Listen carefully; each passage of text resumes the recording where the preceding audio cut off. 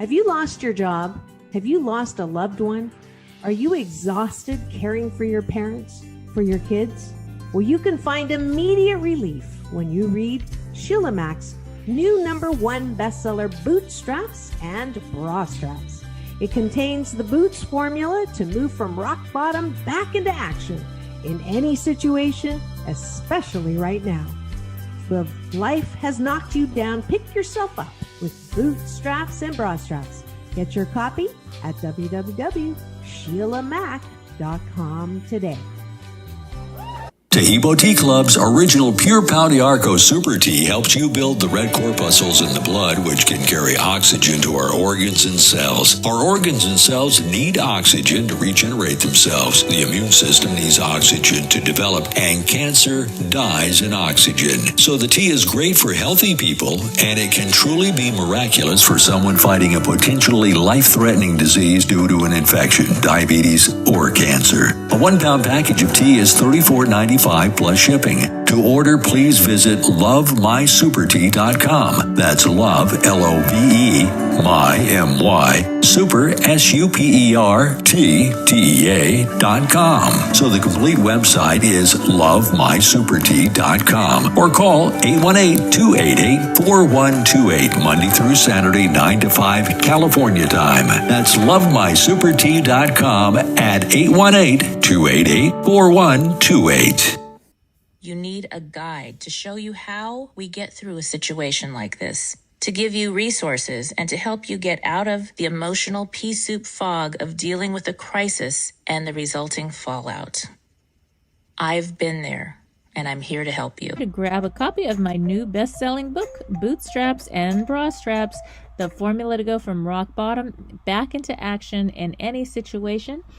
It is now available. Are you ready for a reboot? Welcome to the SHEILAMACSHOW, reality at its finest. History reminds us those hit hardest often become the change makers. This year, we've all hit crazy economic, social, and emotional rock bottoms. We all get knocked down. Something hits globally, locally, personally. It affects our health, finances, our relationships. We have to recreate a business or career. Each show, Sheila and her special guest will be sharing their reboot stories, guiding you with real solutions to upgrade and up-level emotionally, mentally, physically, spiritually, and financially. Here on NBC's KCAARADIO. If you're ready to pull yourself up by the bootstraps and bra straps, enjoy a listen. Here's Sheila. Welcome to the Sheila Mac Show, reality at its finest. Here we have real people sharing real stories and actionable steps to help you reinvent, rebuild, and reboot your business and personal life on your terms. I'm your host, Sheila Mac, and today we have special guests, Nathan Baylor and Cale Clouston, Minimal Filters podcast hosts. This is hosted by two 21-year-olds just trying to figure out life in itself. They talk about going out, figuring out single life in their early 20s, and even their self-proclaimed questionable life advice. They talk about anything and everything people want to hear, while also having segments that include their own rating scales on events they experience, letting fans roast them, and answering any questions the fans have for them. Minimal Filters is a podcast by the people and by virtue for the people. All right. Welcome to the show, Nathan and Cale. Thank you. Yeah. And I'd like to start off by asking you if you have a time in your business or personal life where you experienced a tough situation, if you could share about how you got back on track. Absolutely. I will start off here. Being 21, I haven't had to face adversity in my business life, as it's just been school and a couple jobs here and there. But my personal life, growing up, I played hockey my entire life.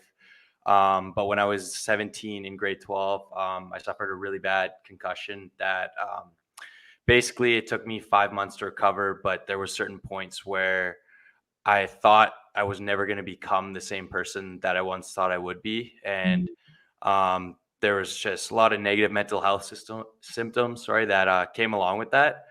But luckily, I mean, with the help of reaching out to friends and then even also some therapists, I was luckily able to get out of that hole that I was in and then eventually fully recover. So If there's one thing I would take away from that, is as difficult as it is to reach out and get the help you need, it's honestly a necessary step. So for anyone who ever is going through anything, I would just highly recommend finding that courage within yourself and then getting the help that you're going to need. So Yes, ask for help when you need it. This is For so sure. important. I love that. Thank you. And now, who is who on here? I'm Nathan, Nate. Nathan Baylor, and then that's Kale. So Okay, and Kale's going next. Yeah, of course. Yes. So for me, it's also related to hockey as well, personal life, but it's also kind of also on the business side. So like we mentioned, me and Nathan are both 21 years old. And being a young hockey player, I was playing in the Western Hockey League, which actually is a few American teams in that league as well, the WHL. So when I was 18, I went up to Moose Jaw, Saskatchewan, which is one of the coldest places on earth, and didn't have the best experience. So when I came back home for the summer, I was honestly like in a really, really tough place when it came to if I should go back and play another year, or being in that 18 and 20-year-old range, if I should just start my school and my post-secondary education instead. So I worked that summer on a golf course, and honest to God, every single day for probably over 80% of the day, my mind was literally just stuck on if I should go back or if I shouldn't. There's a lot of pros and cons to each. I more or less just had to flip a coin, and I ended up not reporting and not going back and instead starting my school career. And honest to God, the one kind of thing that made me sway that direction of not going back is knowing that I would give some other kid an opportunity to take my spot instead and experience it for himself. I know a lot of players in that league and other leagues, young athletes in any league, really any sport, can have a variety of experiences. I know a lot of kids on my team and in the league I was playing those years had great experiences. I just didn't, for whatever reason. I don't blame really anyone in particular, but yeah, just the fact that knowing me quitting and I guess hanging up my skates, more or less retiring from the sport of hockey, would give another younger kid an opportunity. And that honestly, like, not to get soft and emotional, but it kind of made me feel great. And yeah, that was more or less one of like the biggest kind of factors that helped me get through those really hard months of figuring out if I should or should not go back. So Nice. And Yeah. so now I want to hear, how did you start your podcast? How did that show up? do you want? I can take this Go one. ahead, yeah. Okay, so we were honestly those stereotypical guys who, after we'd have a few beers hanging out, we'd be like, "Oh, we could easily do this podcast thing," and like we hate to be those stereotypical university guys, but we did. And Kel and I moved in with each other this August, and then once September came around and our school started, we just said, "Let's go for it." And we've only been doing it for about 3 months now, and it's honestly gotten bigger than we thought it would within those 3 months. We thought we wouldn't get to the point where we're at, but we've just been lucky enough to have fun at the same time, while also starting to kind of just grow it and kind of making Minimal Filters not just a podcast, but with our merchandise, and then also just kind of like our mentality, kind of making it like our own little brand. So Yeah, definitely. Okay, so let's hear a little bit of some of your topics. What are you talking about on this show? Yeah, so it's honestly everything that you would imagine university students would talk about. So there's lots of sports talk, even some gambling talk. There's actually a lot of female talk, because we're both single 21-year-olds. And he's in his second year. I'm in my first year. So there's lots of it's new for us. I grew up on a farm. So living in the city now, downtown Calgary, there's so much partying going on and late nights, lots of drinking, lots of hanging out with friends, and just, yeah, it's more or less exactly what you think you would hear when you hear that it's a podcast by two university students who are 21 years old. So Yes. Okay. So that's really good. And I'm trying to think back to like when I was 21. So I graduated high school at 15 and went on to college then. So I was like the young one. So everybody was kind of protective of me. yeah. So by the time I was 21, I was 18. I was working at JPL. Oh, wow. yeah, that's A little awesome. different. But there were younger people and older people that could manage life and party life and have a good safe balance and not like overdo it, and still manage to like get the grades they need to get and have success, and not have one thing overtake their experience. Yeah. What do you suggest for that kind of a balance? Honestly, for us, I mean, we're kind of walking the edge of not being able to balance it. We're doing our best. I mean, our grades are we do just fine school wise. Definitely, we pass with flying colors, but in order to find that balance, I mean, you just gotta. It's all about self control. I mean, you gotta find a way to prioritize school, because regardless of what you're doing or what you're in for your major, what program, that's what's gonna help you like be successful after school. But at the same time, I'm a firm believer that you do have to have fun, and you do have to experience things that you're not gonna be able to experience once you're in your 30s or once you have a full-time job. So I just think it's about self-control and just prioritizing school, but at the same time, like you got to recognize like where you're at as a person and be like, you know what, I've been a little high strung lately with all these assignments. I'm gonna go out and have a dozen shots of whiskey or something. I don't know. Whatever your go-to is, I guess. Yeah, and I guess just to add on that, like the second we moved downtown, we were here for about almost a month before we had to start school, and I wasn't working the whole entire month. So I almost kind of got lucky in the fact that I was able to almost get out of that phase of partying before I started heavily into school. And I think one of the biggest, I guess, pieces of advice almost I have is that just trial and error. Just see if you're able to do it. If you honestly, I suggest doing it at the very, very start when you're only in your first year, so that those general education classes or the classes that aren't as important, you don't want to be in this phase when you're in your practicum and your internships in school. Exactly. Right. So I think just trial and error, and also just being able to control yourself at, I mean, not necessarily all times, but important times when it gets to the nitty gritty of finals and midterms and all that kind of stuff that you want to make sure you're prepared for and definitely sober for.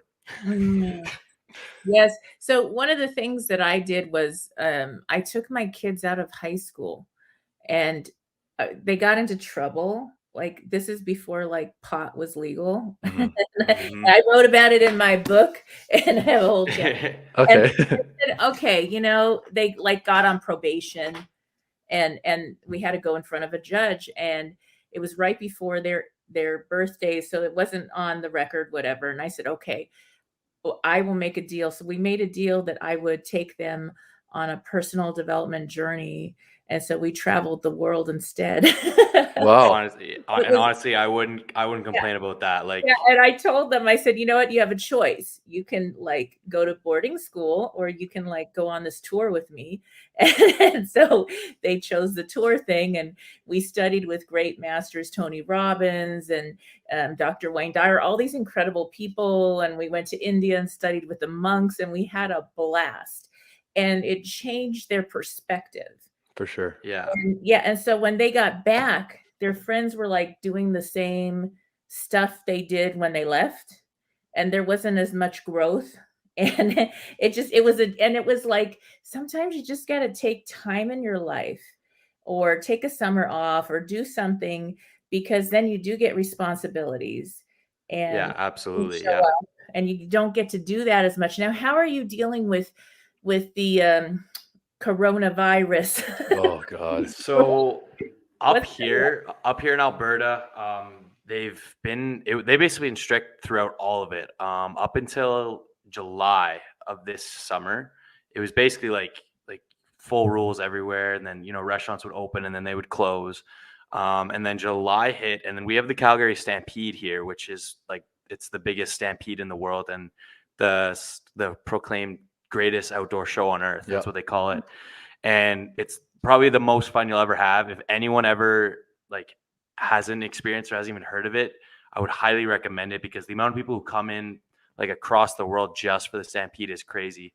But that whole event kind of gave us a whole spike in cases. And then we were about to go into shutdown again this September, which we were for about a week because the cases went back up.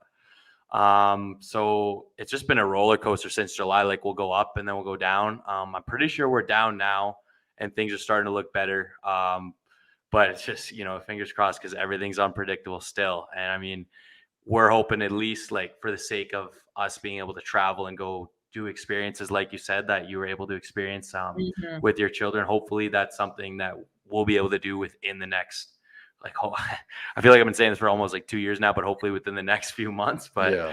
like we'll see where it goes, right? We were supposed to go to Mexico with a few buddies, and then as soon as the virus hit, we couldn't. And we haven't been able to go anywhere since. Like, Mhm. I honestly don't really know what exactly the travel restrictions are border to border, Mhm. but even like I don't know, Banff, Alberta, which is where like the mountains are out here, all the hiking trails were like the only places you could go before Oh. like the very starts of COVID, and then those became overpopulated and some got run down, and the trails became kind of just not as unique as they once were and kind of low key, and Mm. just it's been, I mean, a disaster in a way everywhere, but at the same time, we're recovering. I think, like, not just as a province, but as a nation, luckily. Right.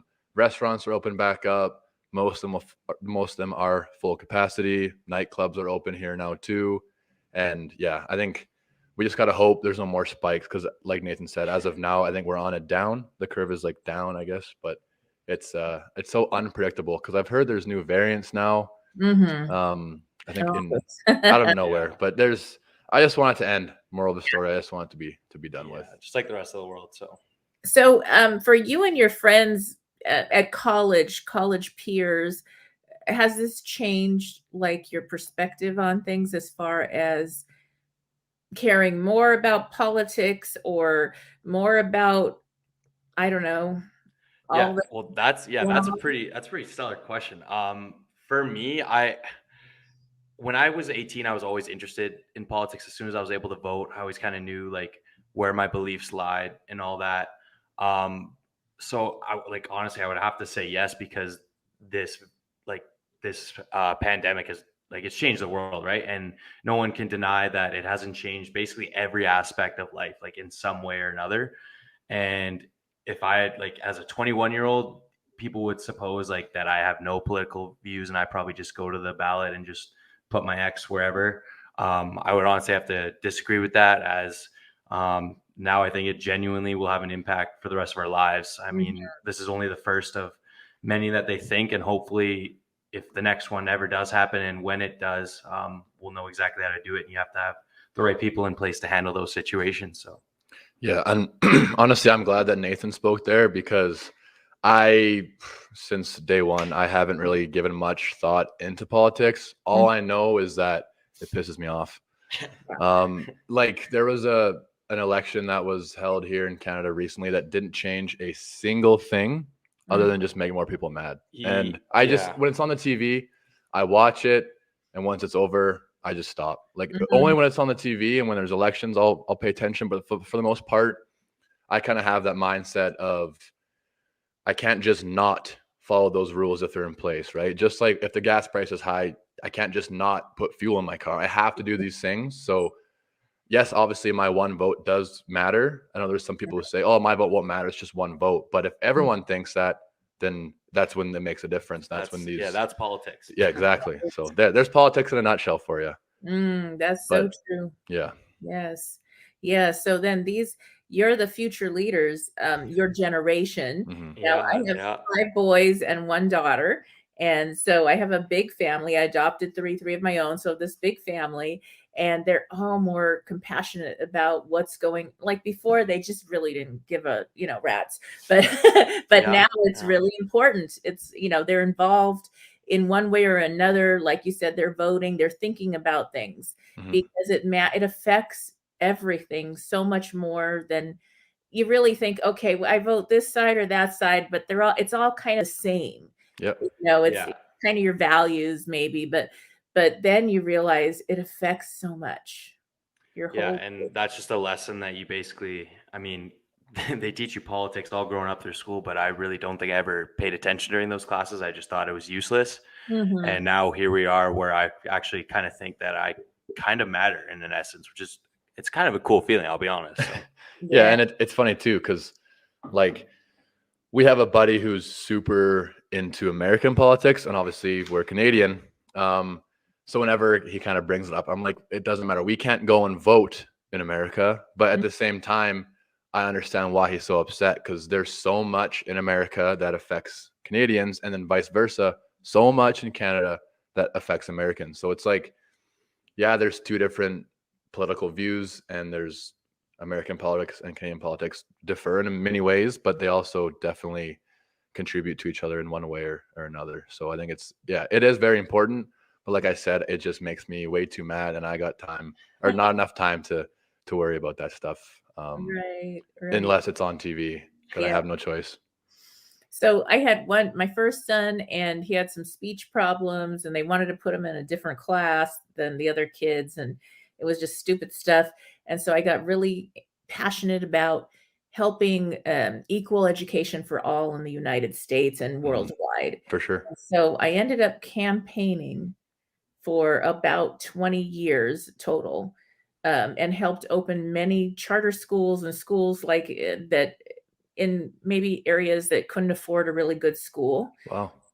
So I helped with that. So sometimes grassroots efforts really help. And they asked me, what party are you in? And I was like, Free Spirit. Like, I knew nothing about politics. Yeah. All I knew is I wanted to help kids have the best chance in life.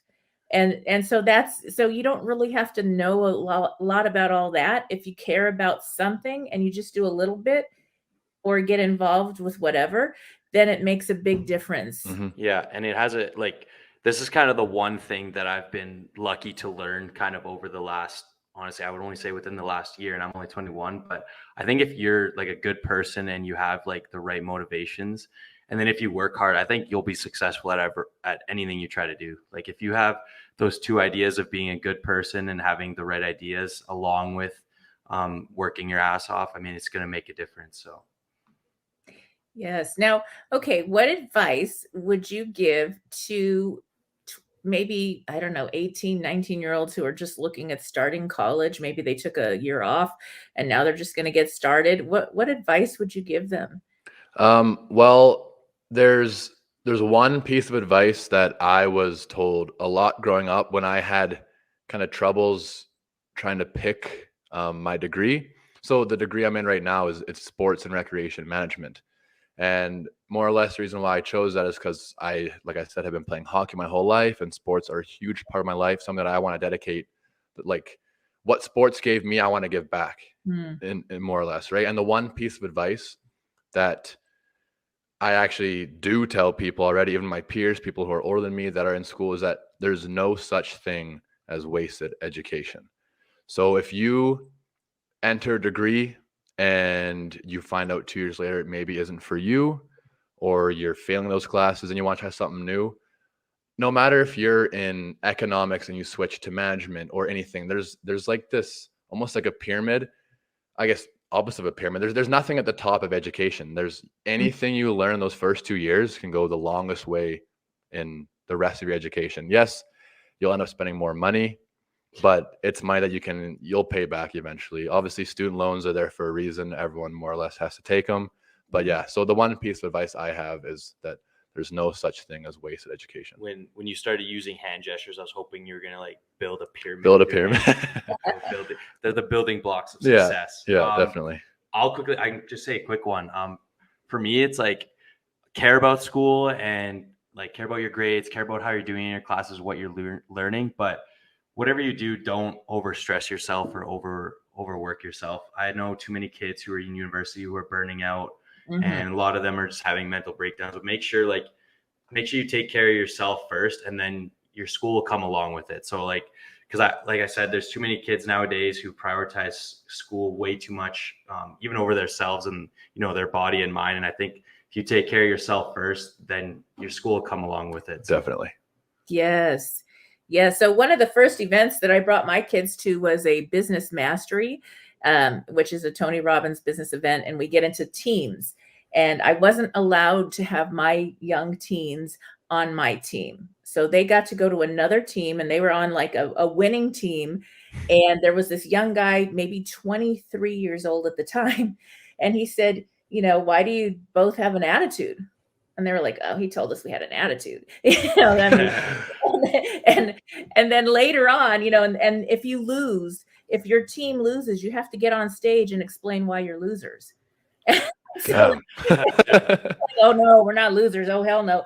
And so they got into the team spirit and they started doing things. Well, that 23-year-old was invited up on stage and he shared about how he's already a billionaire and he did something with tech and they're like, okay, yeah, he is the SH, you know what? Yeah, he is that. Yeah.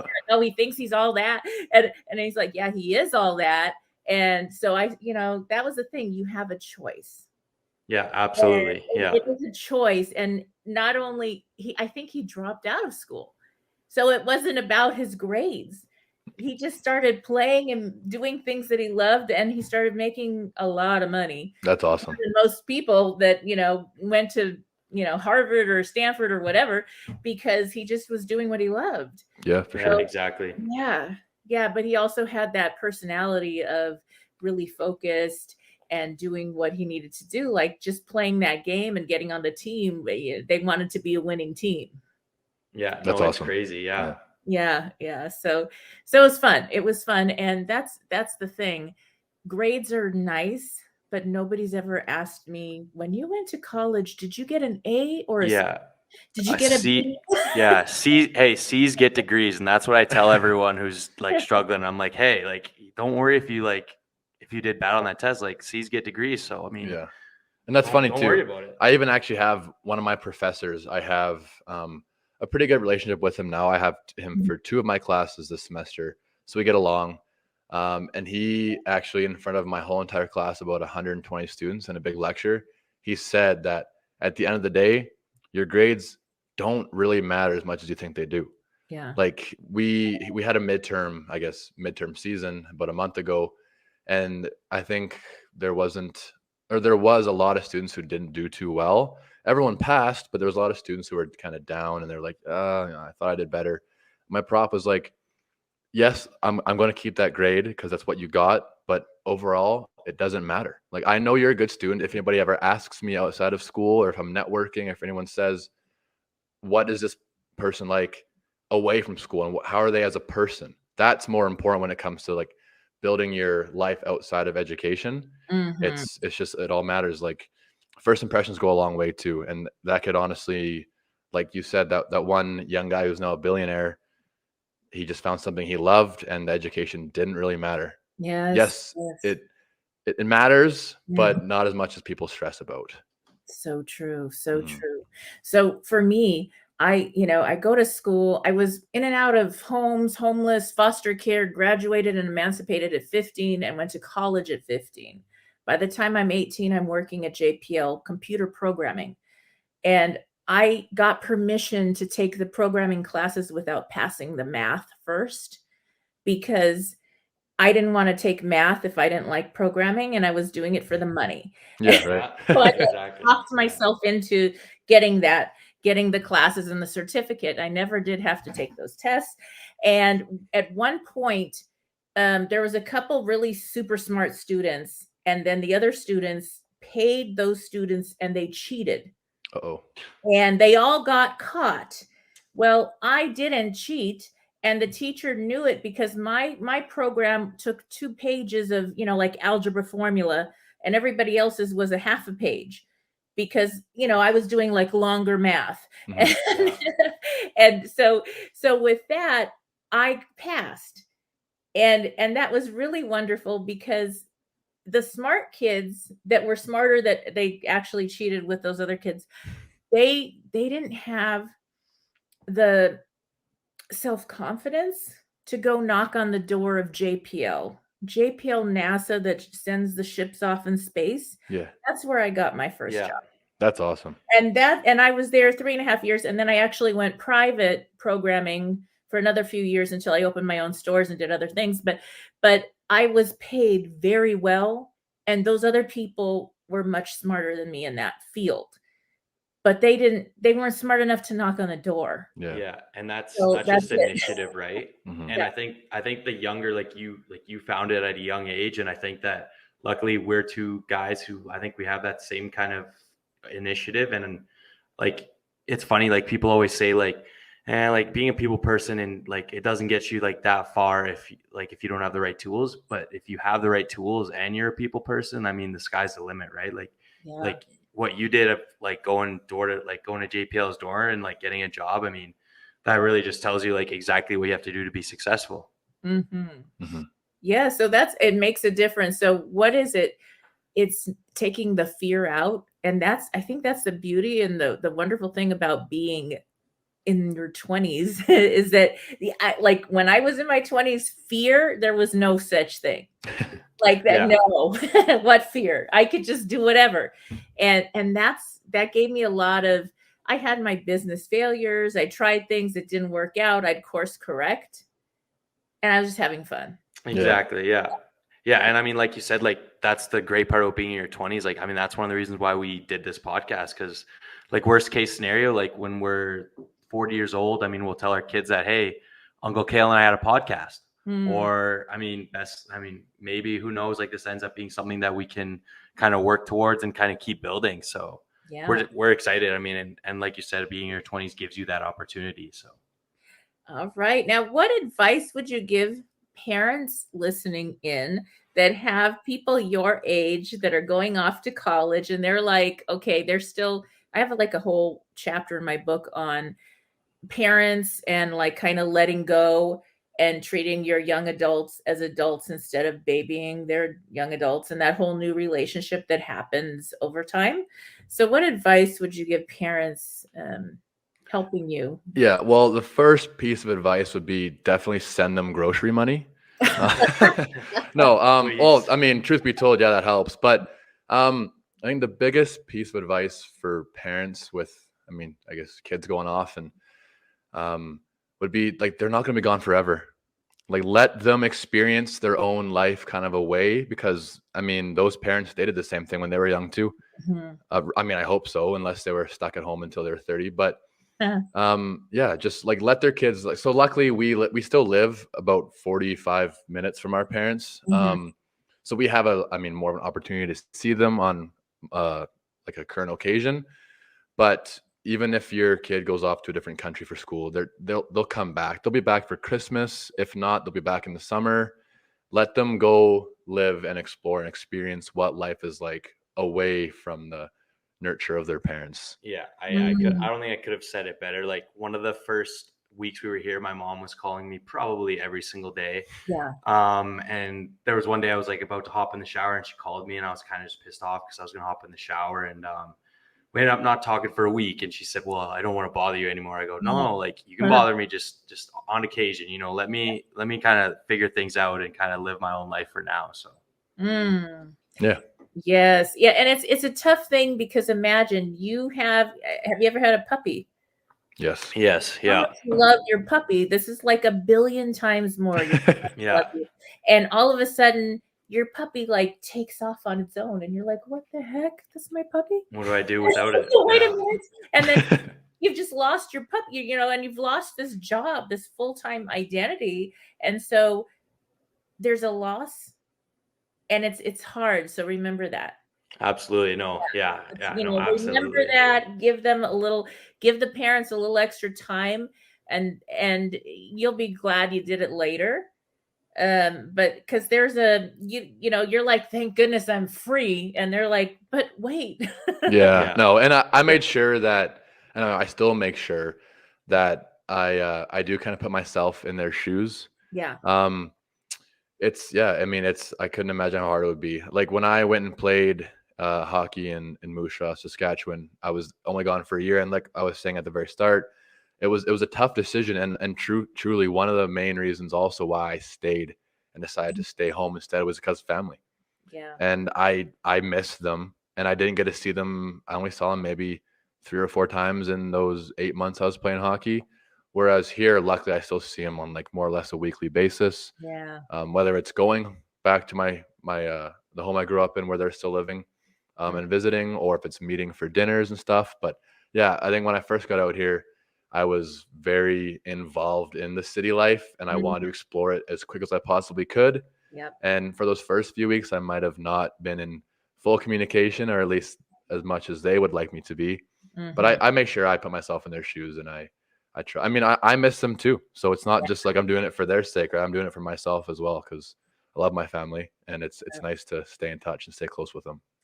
Yeah. And you know what happens is they get used to it too. It's like an adjustment time For sure. while you're in college, and then you go have your own life, and you still have your relationship is shifting.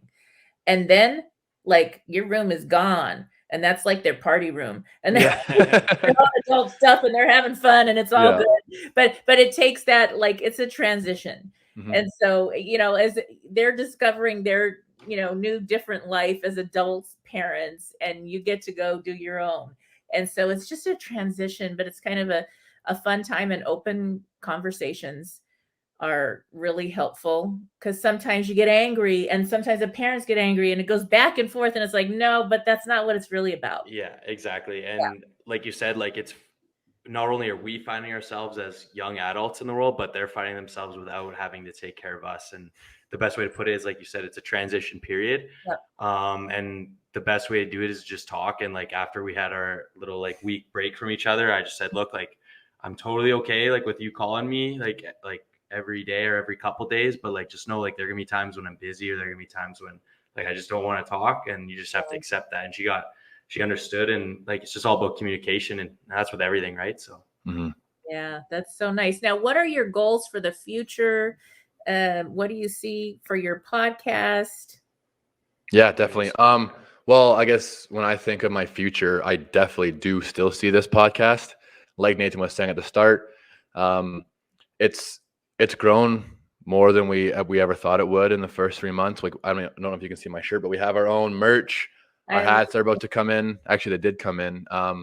So the shirts say MFers. Yeah, so that's what we call our fans, more or less. So it's minimal filters, but a lot of people, and that's the thing, we kind of like it because it's almost like, it makes people question. It's like, what does MFer stand for? Because people kind of wonder, and then we get talking about the podcast, and then boom, just like that, new fan, new follow on social media. Yeah, so when I think of my future, again, like I mentioned, no education is waste education, and right now I'm kind of in that period of I'm not exactly sure what I want to do and what I want my profession to be if it isn't a millionaire podcaster. But I just want happiness in my future, as cliche as that sounds. Like it's just, yeah, there's so much that people can do in their lives, and I have, honest to God, no clue where I'll be in 5 years. But if I'm happy, then that's all I can really ask for.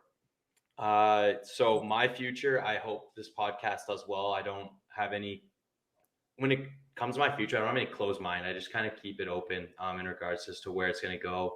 I'm currently in accounting. That's my designated career right now.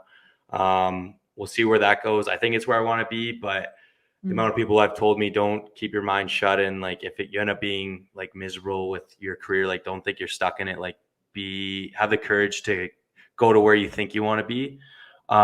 So in that case, like I think I'm an accountant right now. I'm a accountant / podcaster, which are two things that don't go together.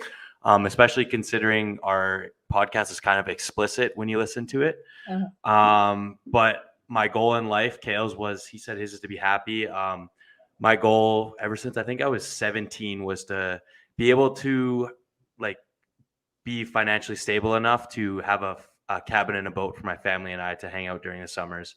That's just where my mind has been since I was 17. And regardless of what career I go down, whether it's podcasting, accounting, or whatever my life takes me, I think that's gonna be my goal no matter what. So yeah, and I think that maybe where my happiness will come from in the future is visiting him and his family on their boat at their cabin. So whatever happens. But yeah, as long as I'm happy. Great. I love it. One day I'll come over and visit the boat too. Yeah, that sounds like a plan. Absolutely. That's great. So yeah, that makes sense. And that's something I want you to look up. Keith Cunningham. Okay. He speaks on Tony Robbins stages, and he's connected sports and accounting. Oh. And so there we go.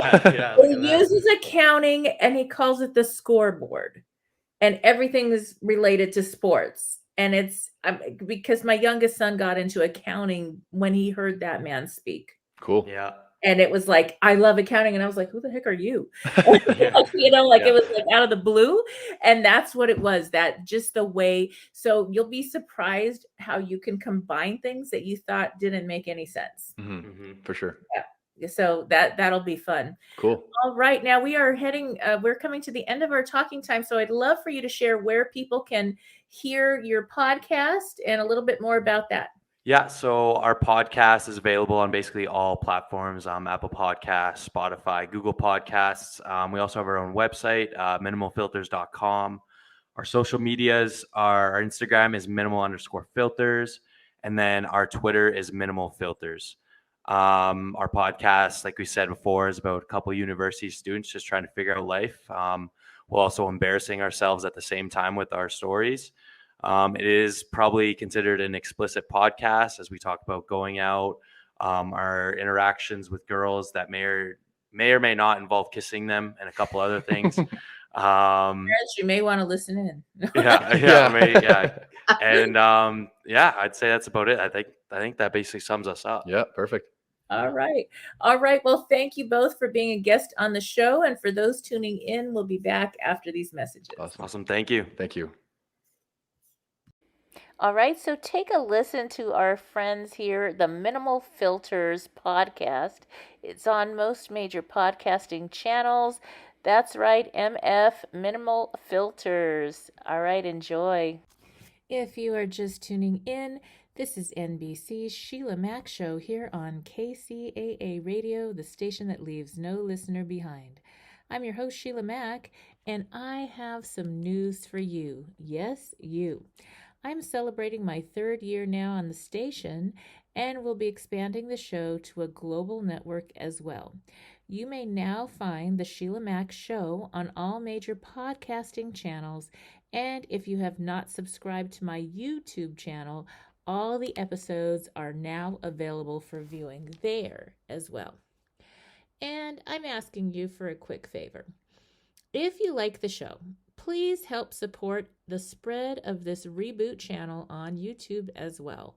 My goal is to help as many people as possible through our interesting times to rebuild, reinvent, and reboot your business and personal life. I also wanted to share a little bit more about how I got here, what I do now, and how designing a business career and life on your terms is more than possible at any age or stage in life. I am an enterprisingly forward-thinking consultant, show host, and best-selling author. But how did I get here? Well, I began my career as an entrepreneur and property investment strategist back when I was 23 years young, when I boldly quit my government job with NASA JPL to open my first of 5 large gift stores while also starting to invest in property. I got to work with some of the world's most loved companies, such as negotiations on leases with Warner Brothers and winning trips to London as the top-selling Crabtree and Evelyn provider in the U.S. for multiple years. My stores were built on heart as I gave back to the community I came from. So now, some of you know this and some of you don't know this, but as a young girl with parents who were not well enough to care for me, I was homeless at age 10, then in foster care, where it was really hard to get a job while in the system. I finally emancipated at the age of 15 to start college early. While running my stores, I worked with a government program. Back then, it was called Job Training Partnership Act, making my stores an open source training site where close to 200 at-risk youth started their careers. Yes, I began my career helping business leaders and working professionals to design a life they love where they can have success in their careers and get to the business of life. See, a funny thing happened along the way. When I first opened my gift store, it was kind of crazy because I was this young upstart. That's what a lot of the store owners called me. My first store was in Montrose, California, in this sweet little hometown shopping park with other stores and restaurants nearby. And so I was the young upstart that didn't know what she was doing. At least that's what everybody said. And I didn't really care what they said. At that age, their opinion was like, I don't really care. So that was probably a really good thing, because I stayed focused on what I needed to do. And I had negotiated to lease out a 5,000 square foot gift store that needed a lot of work, and I got free rent and for about 6 months, and I had to start making the rent, which was $5,000 a month, which was a lot of money back then, $1 a square foot. And so I had to learn and relearn. I finally did hire quite soon in the game. I did hire a marketing expert, branding expert, I guess back then, and that lady really helped me to figure things out when I first started. And when you first start a business, especially when you're young, it was like I had no idea what to do, but I needed to learn because my rent was going to start coming due every month.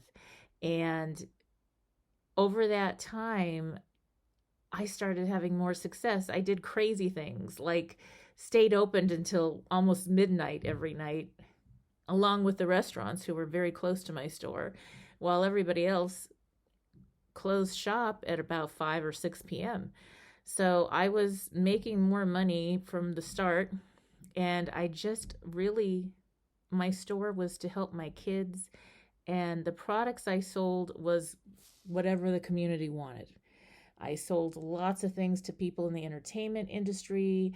I worked with cruise ships. I worked with many different people in the community. And later on, the store owners actually came to me and asked me if I would consult them and help them. I actually started buying my other buildings because I didn't like the idea of paying rent for years and years and years and not building equity. So I did get my real estate license through that and invested and bought my other 4 store buildings. And lots of the other store owners worked with me, paid me to consult and help them do what I was doing. And I didn't really even know it was called consulting. I just knew how to figure it out, I guess. And so that's how I started my career. And now, I raised 6 children, all that, and now they're grown. And so I get to come to work every day and do what I naturally do best as an enterprising and forward-thinking business leader. Through my show, courses, and live events, I guide entrepreneurs and working professionals like you through the profitable steps of building a business, creation to expansion, marketing from planning to implementation, wealth preservation through strategic planning and, yes, real estate investing, and lifestyle design so that you can earn more while getting back to the business of living your best life. So I do invite you to tune in here to KCAA Radio, and also I would really appreciate it if you went to my YouTube channel, SHEILAMACSHOW, and gave a subscribe and a listen to some of your favorite shows. And I do have some other exciting things, including a free gift to thank you.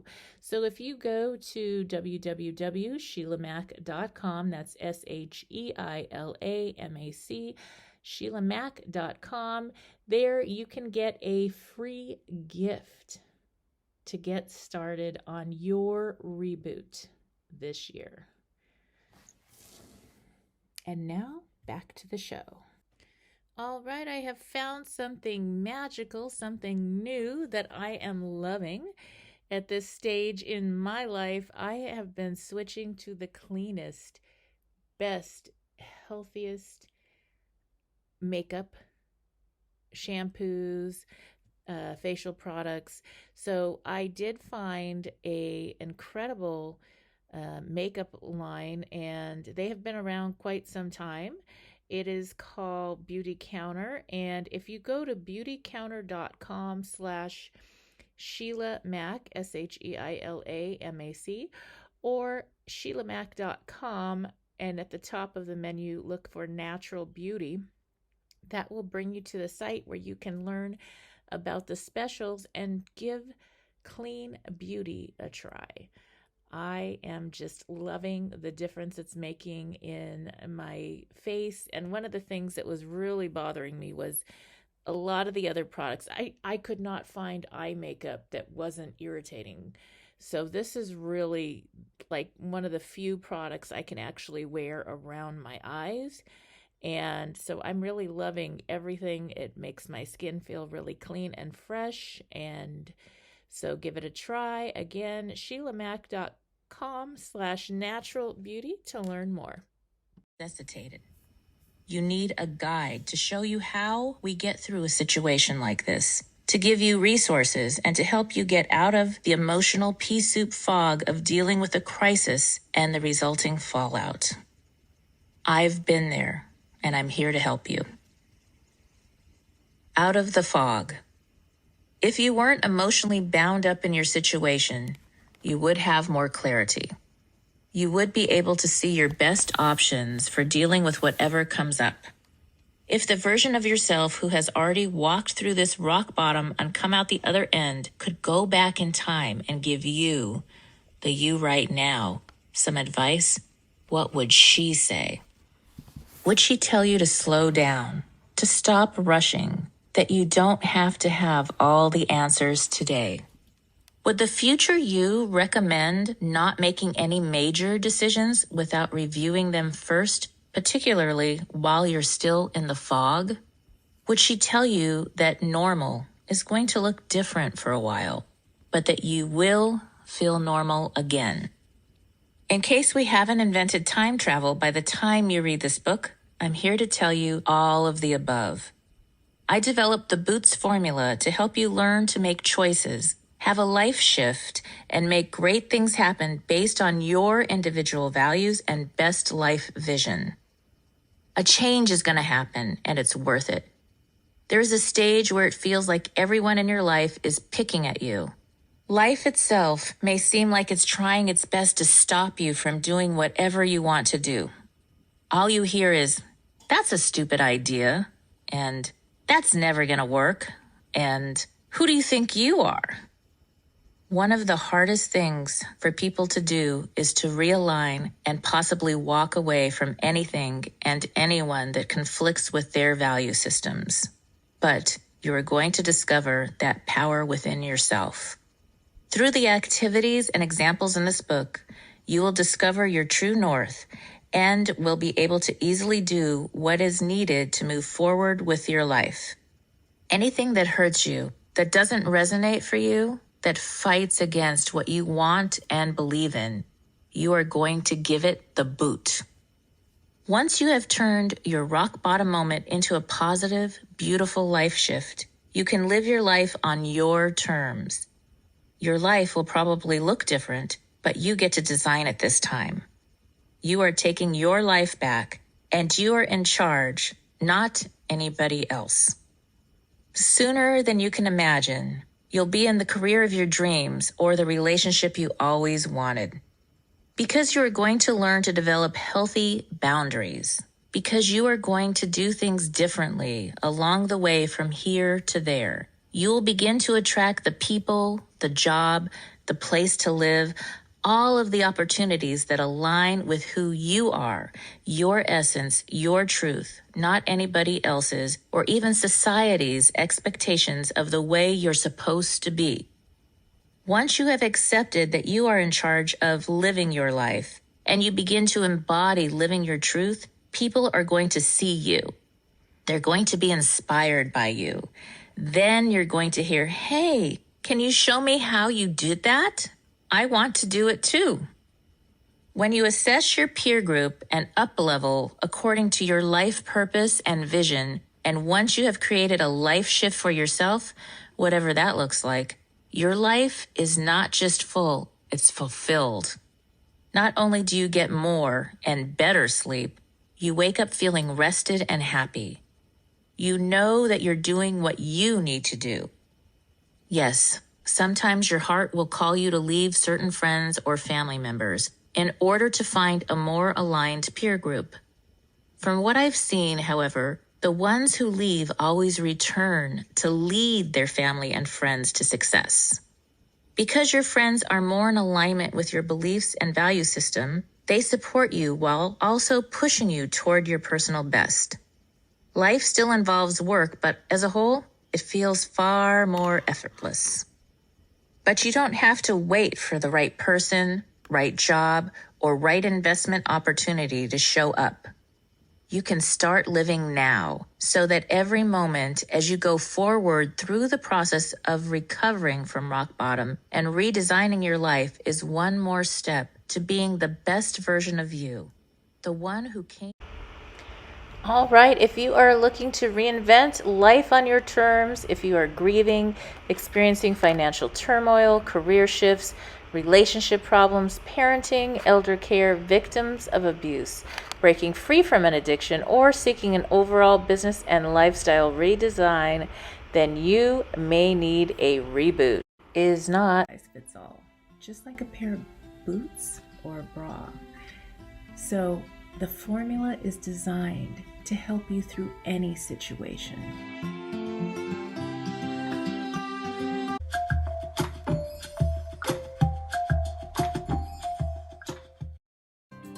Have you lost your job?